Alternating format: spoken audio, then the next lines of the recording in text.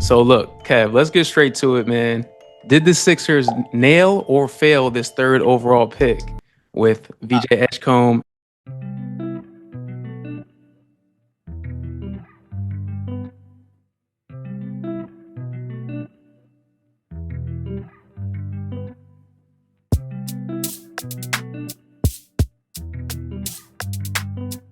What's good, YouTube? Welcome to another episode of Wrong versus Right. I'm your host, Jay. If you're new to the channel, be sure to subscribe below and hit that button.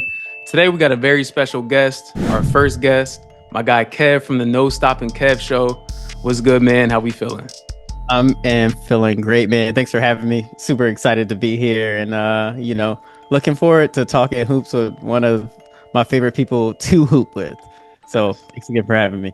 Absolutely, bro. So listen, today we're grading the Sixers' third overall pick, VJ Edgecombe, plus a few other topics.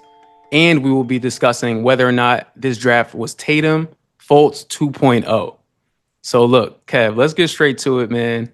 Did the Sixers nail or fail this third overall pick with VJ Edgecombe, and how would you grade the selection?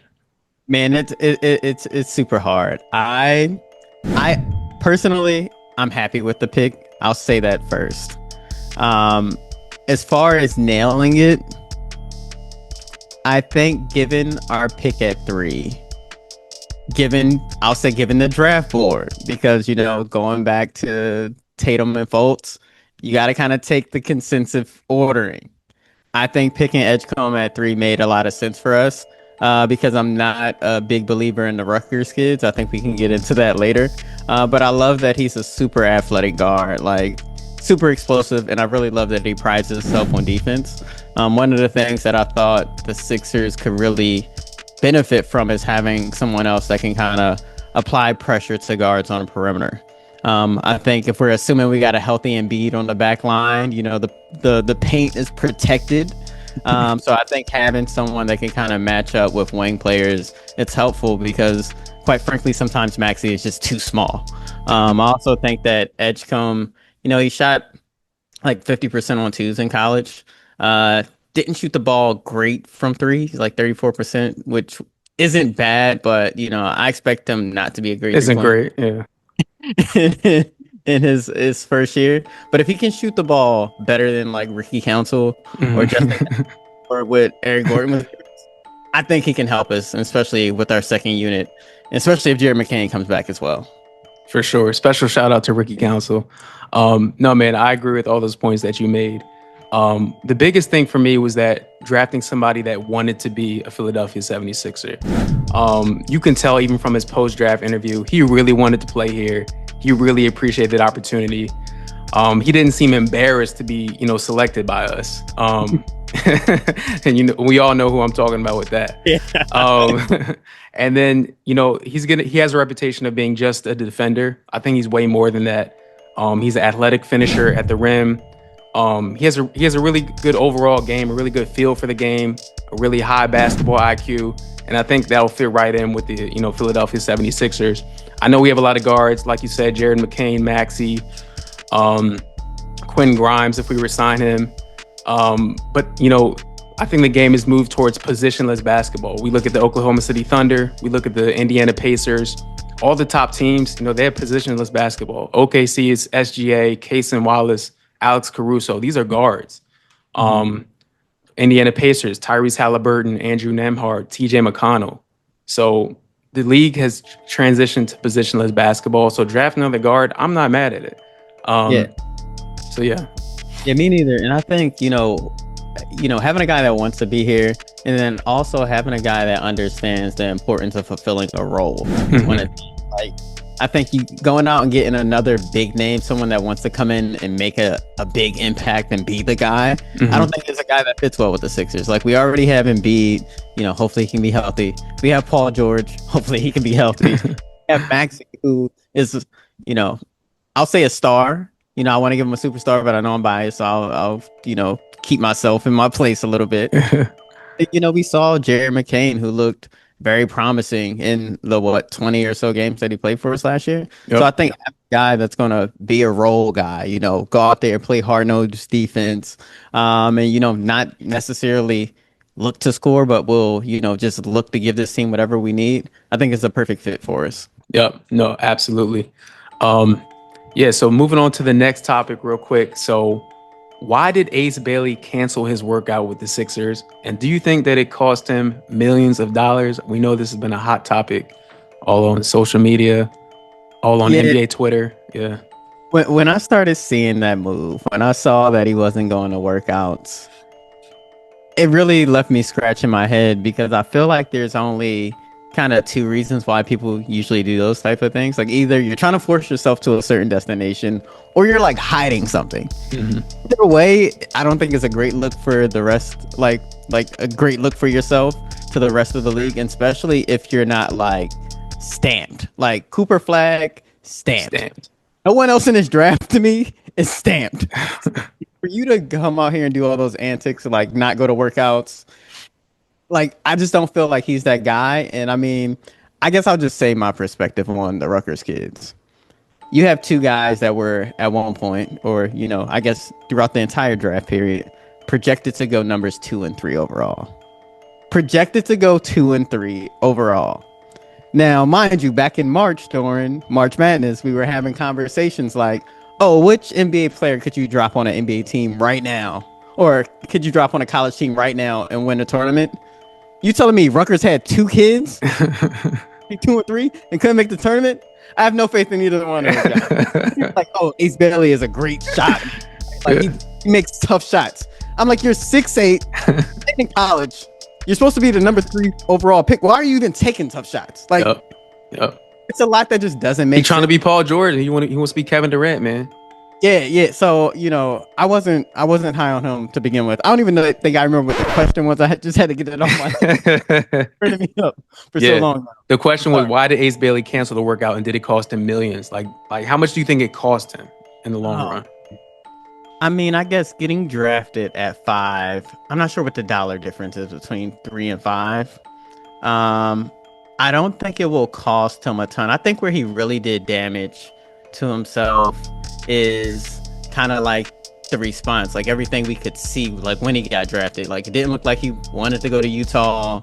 It was very weird. Even the way he answered some questions, it's just like, you ask a kid questions and he's like BSing you. Mm-hmm. And it's like, all right, hey, just focus on basketball. I'm just focused on basketball. Like it was very generic answers. It's like you're not prepared for this moment.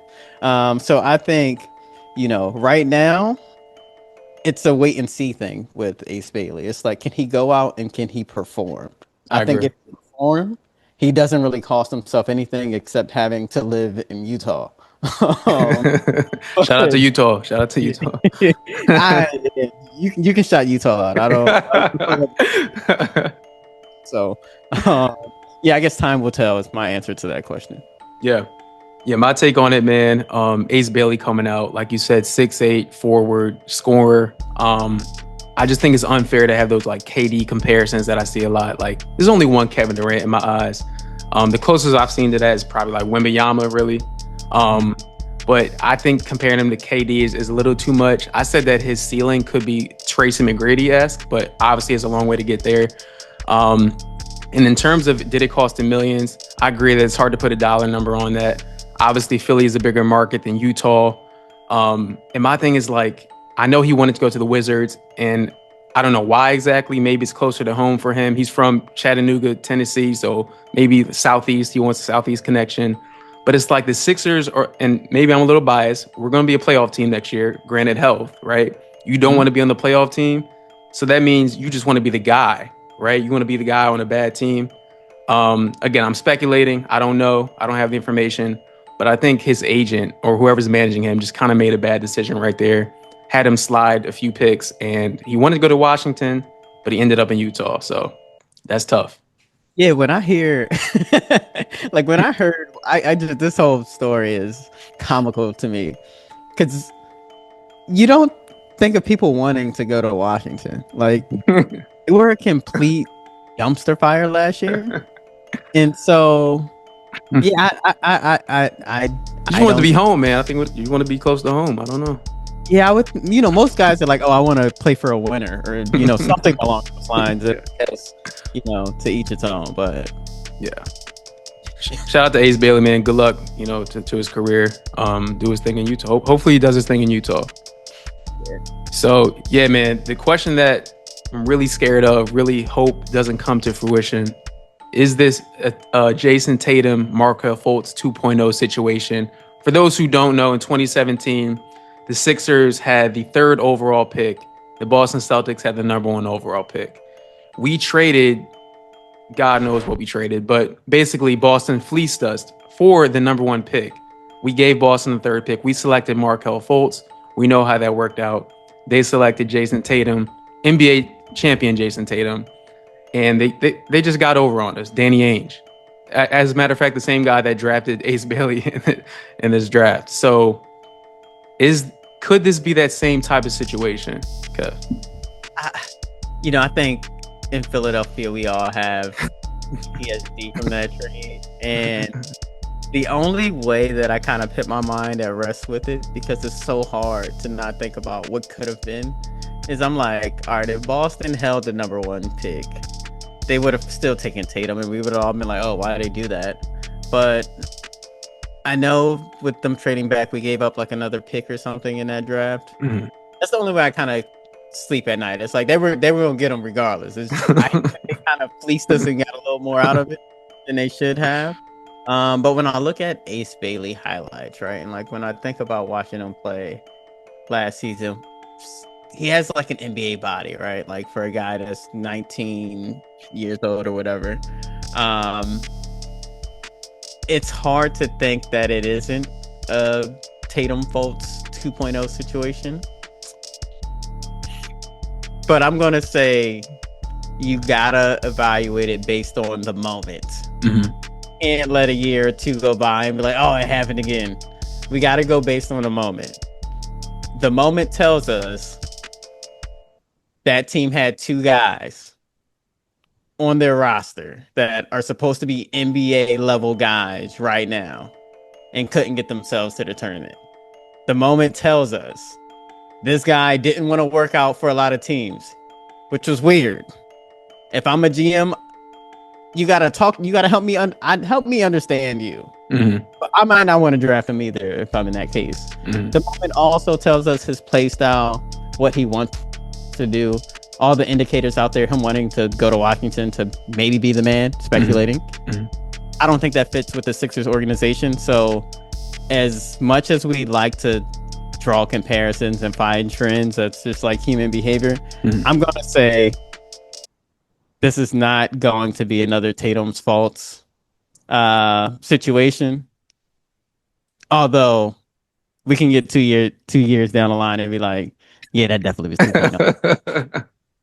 Yeah. I agree with you there. I don't think it's going to be that same type of situation. Totally different situations, in my opinion, because this guy's in Utah. I don't think the Utah Jazz are making any noise at all this upcoming season. Great point. Like, who's on their roster when you really think about it? Walker Kessler, Lauri Markkanen, Ace Bailey. They did draft a kid out of Florida, Walter Clayton Jr. He's nice. But when you look at the Western Conference, where do the Jazz really rank? Like, they're towards the bottom. We're just being real about it. So I don't think we'll have that sense of regret. Then Markelle Fultz compared to VJ Edgecombe. I'm really high on this kid Edgecombe, man. Like, I just think he's a dog. Like, he's the type of guy that you want to go into battle with. He's gonna make the dirty plays. Not to say that Markelle Fultz wasn't like that, but he was just shout out to Markelle Fultz, man. It was just disappointing, man. It was disappointing to see how it turned out. The shot being messed up. But I'm way more optimistic with Edgecombe. I think he's in a better situation. He has a better team built around him. Doesn't have a Ben Simmons drama around him.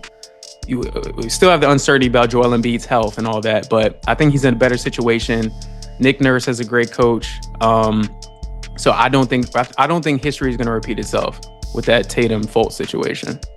Yeah, and like to your point, I think Edgecombe is a good fit. I think having someone that wants to just kind of do the dirty work is what this team needs. And I mean, like, listen, everyone has room for improvement, right? Whether you're the best person in the league or the worst person. I think, probably can improve his ball handling a little bit. Definitely can improve his shooting. but look at the strides Maxey has made over the years. And having Maxey be a leader on this team, I think Edgecombe seems like the humble type that will come in and just work hard and listen to those around him. So I have high hopes.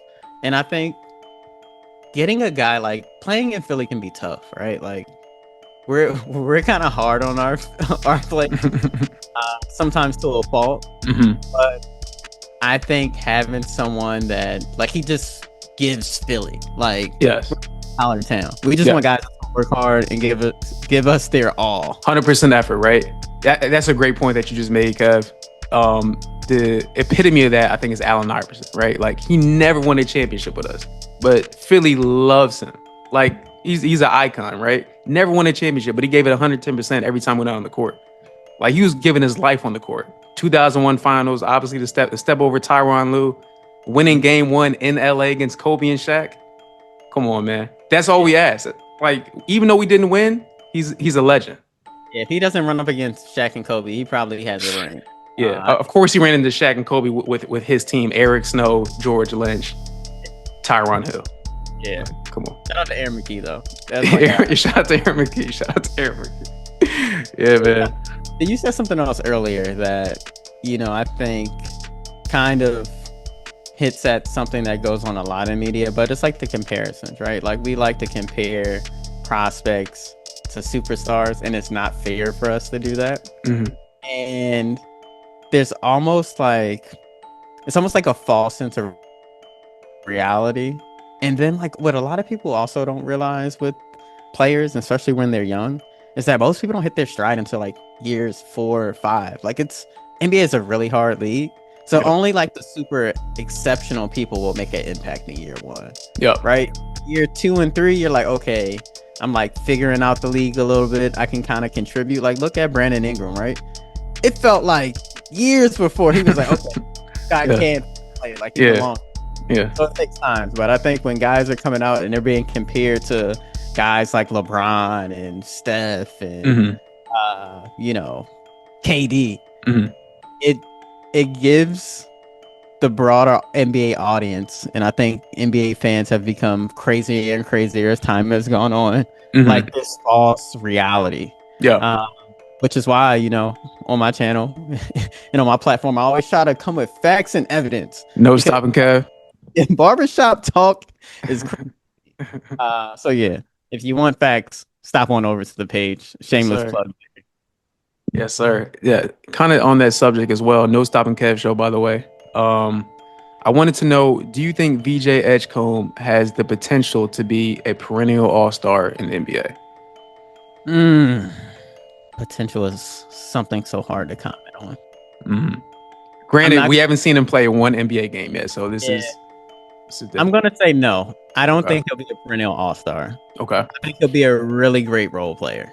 Okay. Like a guy that you love to have on your team, and you hope that at least one season he gets the nod to be an all-star reserve. Okay. Kind of like how we love TJ McConnell. Yeah. Edgecombe can be similar, but just different because he's a different style of player. But I think fans can fall in love with him, similar to how we fell in love with TJ McConnell. Shout out to TJ. Really wanted them to win that title, but yeah. Shout out to TJ for sure. I think this will be the first time me and Kev disagree for real on this show. I do think that VJ Edgecombe will be a perennial all-star in this league. I know it's hard to make comparisons about players, but I think his ceiling, and some people might kill me in the comments for this. I think his ceiling is like a Dwayne Wade-ish type player, right? Now I'm not saying he's going to be Dwayne Wade, but his game kind of reminds me of that. And I think if he develops a mid-range, develops his handle a little bit, he has that type of aggression and willingness to win games. I think that's his ceiling, honestly. And I don't see him having a low floor just because of the effort that he gives on a night in, night out basis, especially on defense. But to echo Kevin's point, he hustles a lot. He's going to be a fan favorite, I think, in Philly. And shout out to VJ Edgecombe. Yeah, I can get behind you on that. Like, if he improves those key areas of his game, being a guard, and couple that with his defense, I think, like, there's definitely no low ceiling. The realist in me is like, yeah, he'll finish his career with one All Star. But that's just because being in Philly, I've seen you We've seen know it all. Seen it seen the Ben Simmons, the little, all. the list goes Jaleel on. Okafor, Nerlens Yeah, Noel, yeah. So, Dario uh, Saric. yeah, I kind of like VJ more than those guys though, but Me it could too. be bias. Trying to keep myself in check here. Do you like his mentality reminds me like Maxi's mentality, like that hungriness. Um, like when Ben first started out, I think he was hungry at least, but like after that Atlanta series, like it just broke him. Like he just lost it, man. Yeah, when you come into the league and like I thought Ben in summer league was great. Like then he got hurt. Then he came back and for at least a couple years, Ben was solid, right? Like he made the All-Star game. Um, but it's like when you don't shoot the basketball, like when you just won't take a jumper, and then that turns into speculation, but you don't even want to go to the free throw line because you're afraid to shoot. I'm like, That's these facts. That's facts. the game. It's like me working in finance and not wanting to open Excel. Like it doesn't work, Yeah. right? So, yeah, we've seen it all here in Philly, Hmm. but I think there's a different. Again, I think one of the things I like about VJ is that he has that humble mentality, and he's coming in just willing to roll up his sleeves and do whatever his team takes. Like I think I saw a quote. He's just like, I hate the other guy scoring. I'm like, Yeah. because most people don't say that. Most people in draft now like, yeah, I want to help this team win Right. a championship, and it's cold for yeah, I'm trying to go out there and get buckets, beat a man, and score. VJ's like, nah, like I know my role on this team. I know I'm like fifth in the pecking order, maybe.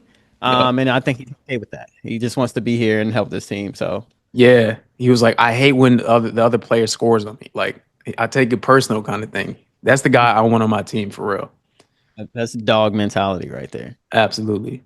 Yeah, last thing I had for you, man. So winners and losers of the first round for this draft. Who do you think stole the show? Who got robbed for the first round? I think definitely Utah stole the show, taking Ace. Ace might have given the show to Utah because he kind of made a spectacle of himself with all his pre-draft antics. Um, One team that I was surprised, I don't want to call them a loser, but I guess I'm just interested in seeing what they'll do is the Spurs. Mhm. I thought with them having Darren Fox there, I wouldn't even count CP3 because he's elderly. JK, I love CP3. But Stefan Castle is there, Devin Vassell.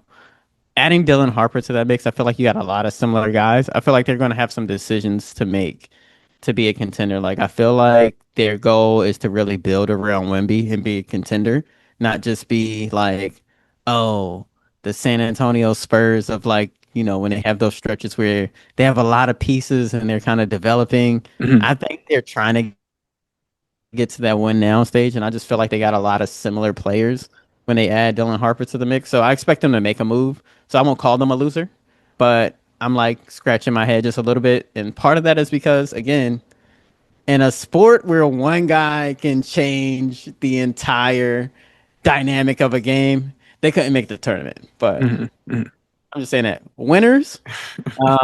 I think I like the Hawks move. I think they brought in Porzingis, um, drafted Arsenal, and then I think with their move, they will get the better of the not Brooklyn, Bucks or Pelicans pick, Mhm. which the Pelicans are probably going to be terrible this year. And if that lands them a high pick in next year's draft, potentially number one, I think that could be good for the Hawks. Yeah, I'll say they're a winner. absolutely. And I agree. I agree with you there. The losers of the first round for me, I would have to say the Brooklyn Nets, man. They had 5 first round picks going into that draft. I thought they were going to find a way somehow to move up in the draft in the first round. I'm like, you got 5 picks, right? Couldn't get it done.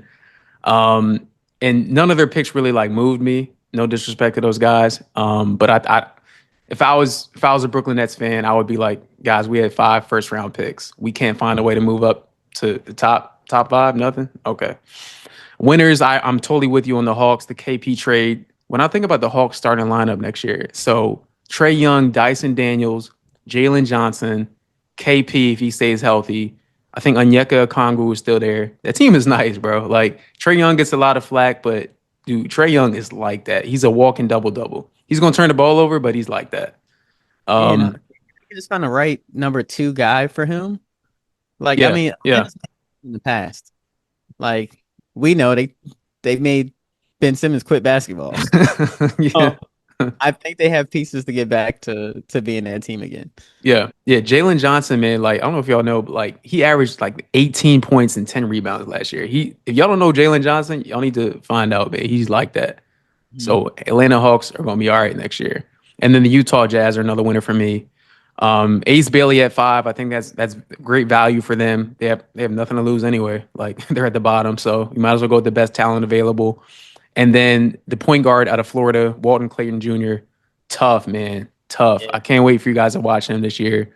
I paid attention to some of his highlights. He's nice. Um, but yeah, man, that's all I have for today's show. Kev, any last final thoughts?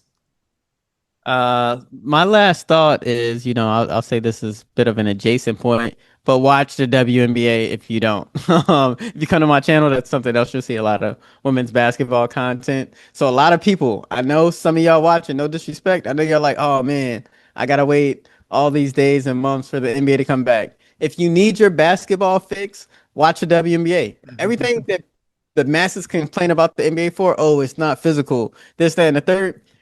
Every game in a W is like a playoff game. Just check them out. I promise you, if you love basketball, if you truly love basketball, you'll love watching women's basketball in the WNBA. Shout out to the W, man. I definitely need to tap in as well. So yeah, man. Appreciate that, Kev. All right, man. Y'all have a good one. Be sure to subscribe. We out. Thanks.